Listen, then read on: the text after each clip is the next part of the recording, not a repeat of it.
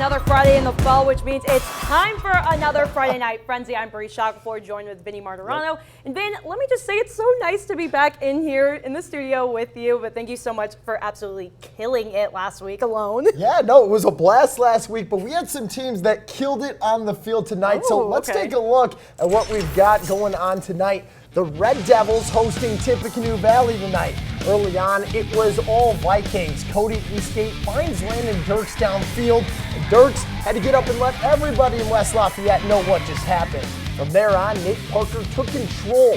He buries his way into the touchdown to cap it off for 6. Parker was a nightmare for the Red Devils. Right after that score, Dalton Elber picks up the fumble and takes it back for 6 more. West Lafayette had a hard time moving the chains, and then they broke out after this catch and a wide open look for a touchdown, but it's the Vikings not giving up on it and then poking it loose. The Red Devils knew to stay in the game, they'd have to get something on the board, and that's Cooper Kitchell doing just that, taking it all the way to the house in the closing minutes of the half. The Red Devils get on the board for 6, and West Lafayette's late game efforts weren't enough as Tippecanoe Valley seals the deal on the road 35-13. Well, let's check out some action over by Frankfort as the Hot Dogs host the Danville Warriors, where the scoring began early as some fans were finding their seats. Warriors took the lead first play. Freshman QB Carter Ward connects on that lovely deep ball to Caden Collins for the tutty. Pop off Collins, do your little dance, okay? Hot Dogs would get the ball back after, but a Danville muffled punt, and just a few plays later, disaster would strike for Frankfort as Dennis Barkley mishandled the low snap. The Warriors the ball back and setting them up with the excellent field position.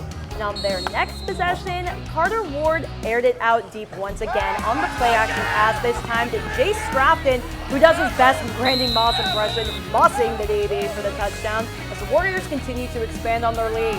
Warriors cruise the victory, winning 46-6. Off to the what was a back and forth battle early on between Benton Central and Rensselaer Central. Diego Hernandez-Reyes takes the handoff with his sights set on the end zone. He bullies his way in for 6. Then on the 2-point conversion, check this out. He catches it off his helmet, waltzes in for 2 more.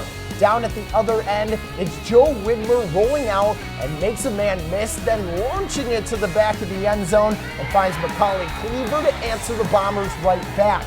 Widmer's 2-point conversion attempt was stuffed at the goal line. That game is not finished yet. The last we checked, Bombers were up big. After pulling away, we'll have that score after the show on our website.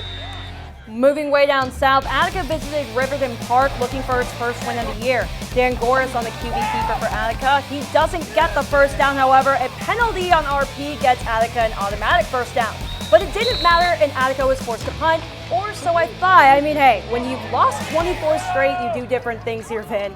Attica with the fake comes up short, and they turn it over, ensuing the RP drive with Braden Eisen with ice in his veins, getting the 5-yard touchdown run. Riverton Park would easily take the game 53-0, and Attica still looks for its first win on the year. Okay, so we are officially several games down, which means we have just a couple more to go for week 7, and these next ones are not going to disappoint, just like the ones that we saw. I still can't believe that catch in your game off the helmet. I know, off the helmet for the 2-point conversion. A lot of stress, but he made it work.